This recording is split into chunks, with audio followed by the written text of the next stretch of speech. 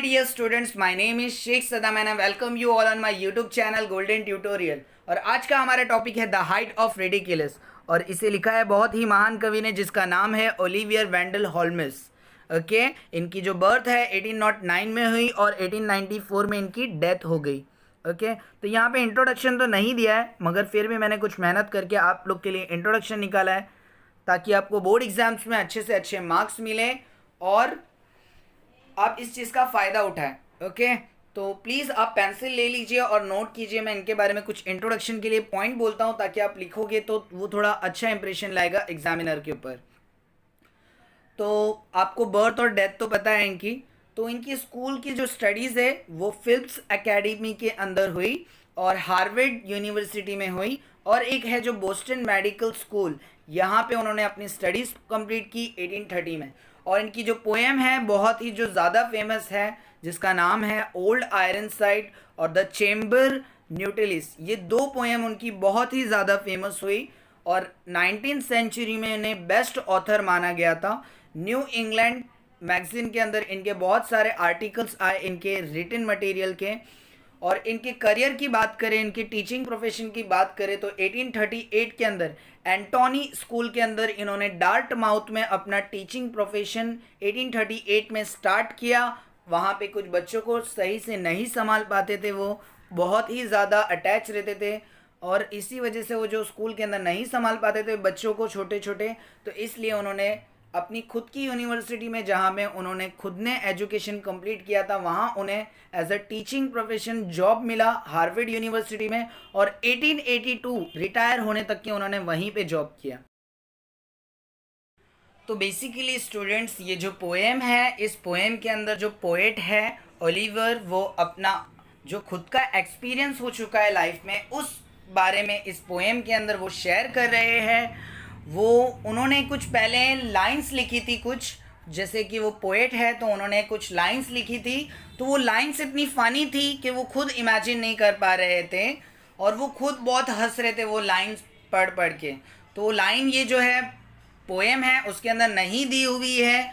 उनका जो सर्वेंट है उनको उन्होंने वो पेपर के अंदर वो लाइन लिख के दी थी और उन्होंने ऐसा बोला कि जाके इसकी कुछ कॉपी लेके आओ। तो वो जो सर्वेंट है उस लाइंस को पढ़ पढ़ के एकदम पेट पकड़ पकड़ के हंस रहा था और लोट पोट के हंस रहा था। तो वो लाइंस यहाँ पे नहीं दी हुई है। ओके, तो चलो दोस्तों आइए देखते हैं हम पोएम का line by line explanation. I wrote some line once on a time in wondrous merry mood. तो मैंने कुछ समय कुछ लाइंस लिखी थी और जो कि बहुत ही वंडरस मूड में, जैसे कि मतलब डिलाइटफुल और फैंटास्टिक मूड में मैंने लिखी थी, ऐसा ऑथर बोल रहे हैं। एंड दो as usual man would say they were exceeding good. तो मुझे लगा हर पोएम की तरह इस लाइन जो मैंने लिखी है उसको भी बहुत ही पसंद किया जाएगा, सराहा जाएगा। They were so queer, so very queer, I laugh as I would die. तो मुझे लगा ये बहुत ही क्वीर है। उन्होंने ये एक्सपीरियंस किया कि ये बहुत ही फ़नी है और इतना ज़्यादा फ़नी है कि ऑथर खुद हंसते चले गए और वो खुद बोल रहे थे कि मैं इतना हंसा कि मुझे ऐसा लगा कि मैं अभी मरने वाला हूँ। ओके, तो अल्बाइट मतलब हालांकि, इन अ जर्नल वे अ सोबर मैन एम आई। तो मतलब हालांकि मैं ऐसा जर्नल वे में तो मैं एकदम सीरियस इंसान हूँ मगर मैं इतना हंसा कि मुझे ऐसा लगा कि मैं मरने वाला हूँ और मैंने इतनी फ़नी पोएम कैसे लिख लिया। तो वो इस चीज़ के बारे में सोच रहे थे। I called my servant and he came, how kind it was of him.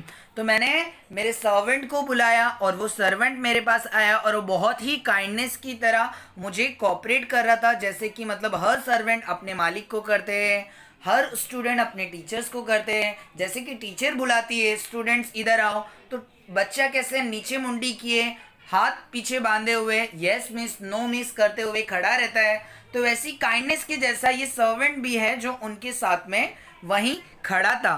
तो अभी आगे देखिए क्या हुआ। To mind a slender man like me. तो वो जो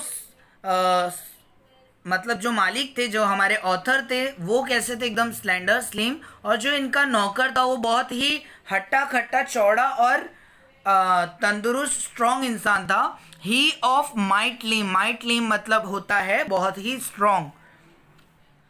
This to printer I exclaim, and in my humorous way I added as a trifling jest, there will be the devil to play. तो मैंने मेरे सर्वेंट को बोला कि printers के अंदर से इसके लिए कुछ मतलब प्रिंट्स लेके आओ, कुछ कॉपीज बनाकर लेके आओ इसके, और मैंने एकदम ट्रिफलिंग जेस्ट वे और ह्यूमरस वे के अंदर बोला, जोक को क्रैक करते हुए, जैसे कि मैंने बोला कि उसको कि कोई ना कोई इंसान तो होगा, कोई ना कोई होगा जो इस लाइंस को जो मैंने लिखी है वो खरीद लेगा और इसको सराहेगा और पसंद करेगा। तो अभी आगे क्या हुआ, he took the paper and I watch and saw him peep within. तो मैंने देखा कि जो मैंने पेपर दिया था वो पेपर पे जो इसकी झलक गई और वो छुप छुप के पढ़ रहा है। जैसे कि बच्चे कॉपी करते हैं ना एग्जाम में, अगर मिस अगर खड़े रहती है तो हम लोग कैसे छुप छुप के कॉपी करते हैं, तो वैसे ही इनका जो नौकर है, इनका जो सर्वेंट है, वो वहाँ से छुपके से पढ़ रहा था। बाय द वे आप लोग कॉपी वगैरह मत किया करो एग्जाम में, ये सब बहुत बुरी बात है। ओके, तो बस मैं ऐसी जोक्स के लिए और सिर्फ आपको समझने के लिए ऐसा एग्जाम्पल दे रहा हूँ। Okay, at the first line ही read his face was all upon grin. Peep within का मतलब होता है झलक, अ क्विक लुक।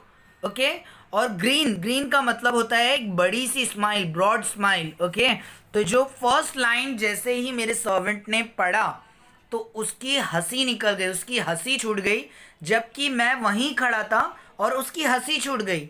तो बता रहे हैं ऑथर कि उनकी जो लाइंस थी वो कितनी फनी थी, वो आजमाना चाहते थे, तो उन्होंने अपने इनको दिया, सर्वेंट को दिया प्रिंटिंग के लिए, कुछ कॉपीज मंगवाने के लिए, मगर वो जो है ऑथर के जो सर्वेंट है वो फर्स्ट लाइन पढ़कर ही हंस पड़े। ओके, तो आगे देखिए क्या दिया हुआ है, he read the next green grieve broad. मतलब उन्होंने नेक्स्ट लाइन पढ़ी तो ग्रीन, ग्रीन का मतलब होता है बड़ी स्माइल, और वो बड़ी स्माइल भी क्या हो गई, ग्रीव हो गई, मतलब बढ़ गई, और भी जोर से हंसने लगे।